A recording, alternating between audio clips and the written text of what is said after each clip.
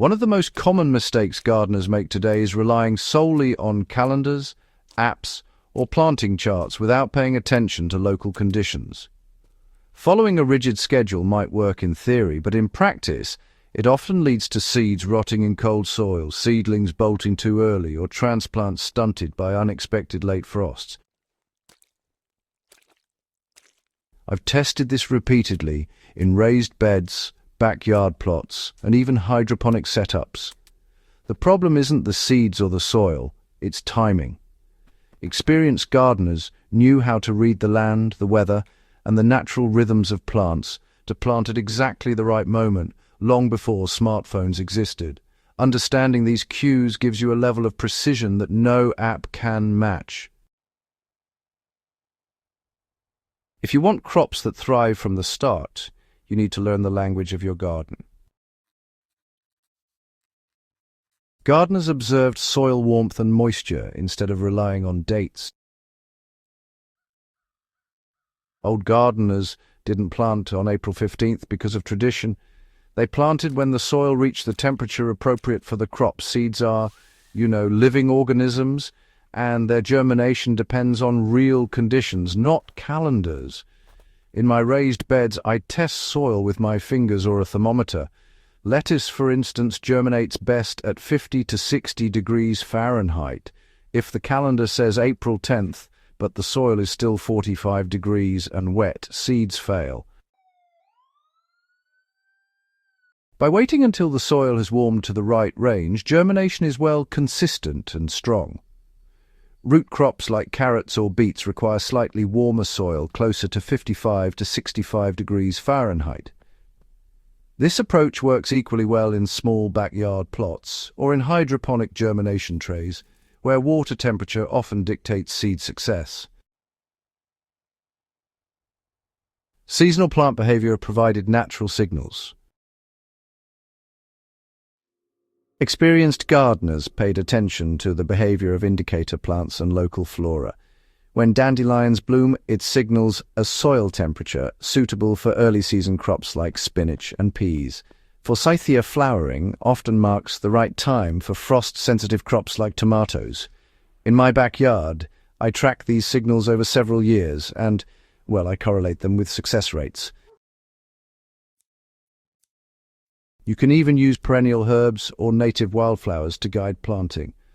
Observing these cues allows planting to coincide with natural cycles of light, temperature, and moisture, helping you avoid premature or delayed sowing. Moon phases and weather cycles were used to refine timing. Historical gardeners often considered lunar cycles not out of superstition, but because they correlate loosely with moisture cycles and plant physiology.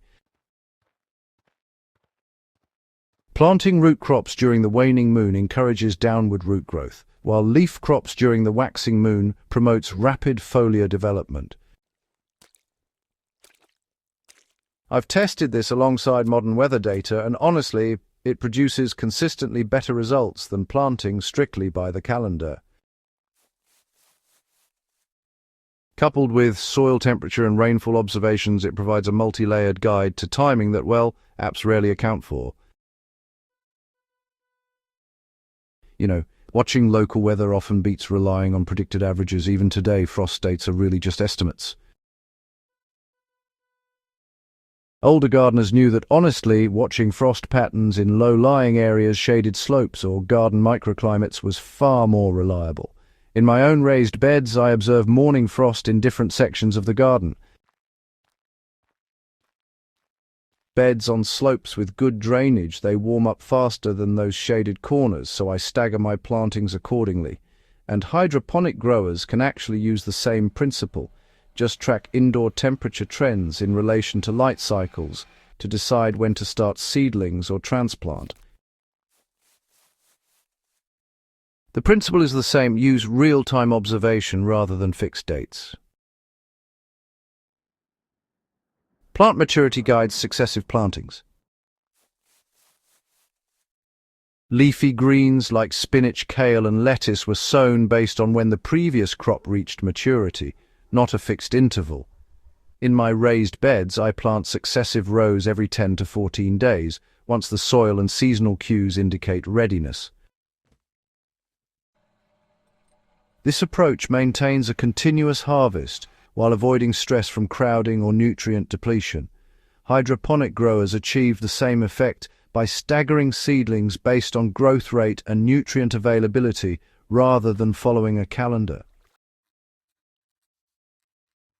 Soil condition dictated timing as much as climate. Older gardeners recognized that dry or compacted soil delayed planting. Even if temperatures were right, seeds sown into soil that was too wet, crusted, or cold would fail. I follow the same approach: till or loosen the soil only when it is friable, then sow seeds. Raised beds drain faster and warm earlier than open ground, allowing earlier sowing, but I still test moisture and structure first. This simple check saves countless failed seeds and weak seedlings. Observation of pests and beneficial organisms informed timing. Experienced gardeners also watched insect activity. Early sowing of leafy crops before aphids emerge, or delaying nightshade planting until predatory beetles are active, reduces early pest pressure. I've tracked potato beetles and flea beetles in my garden, timing plantings to avoid peak activity periods. Even hydroponic setups benefit. Monitoring local pest cycles allows timed introduction of seedlings to reduce infestations and disease outbreaks. Timing was adjusted for plant type, not convenience. Old gardeners didn't plant everything at once.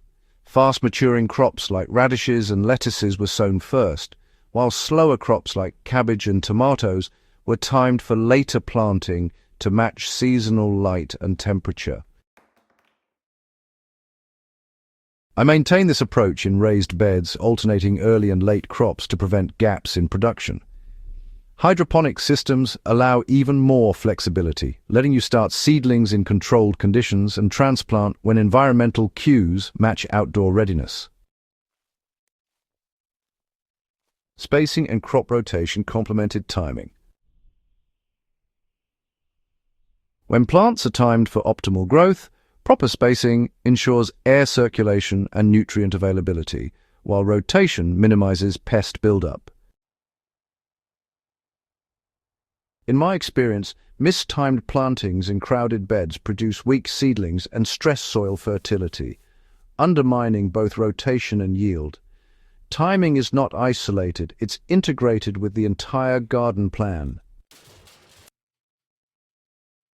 Older gardeners relied on experience and records, not apps. They kept journals or, sometimes just mental notes. First blooms, first frosts, rainfall patterns, and soil warmth over the years. I've done the same with my gardens, recording planting success against real conditions. Over 3 to 5 years, patterns emerge that honestly far surpass generalized frost date charts or digital notifications. You don't need complex technology, just careful observation and documentation. The key lesson is that timing is dynamic, not static. Gardens are living systems. Soil, weather, and plant responses change every year. Apps and calendars can guide you, but they cannot replace careful observation and adjustment. By paying attention to soil temperature, weather patterns, plant signals, and pest cycles, you gain precision and flexibility that ensures seeds germinate, seedlings thrive, and crops mature at the right time.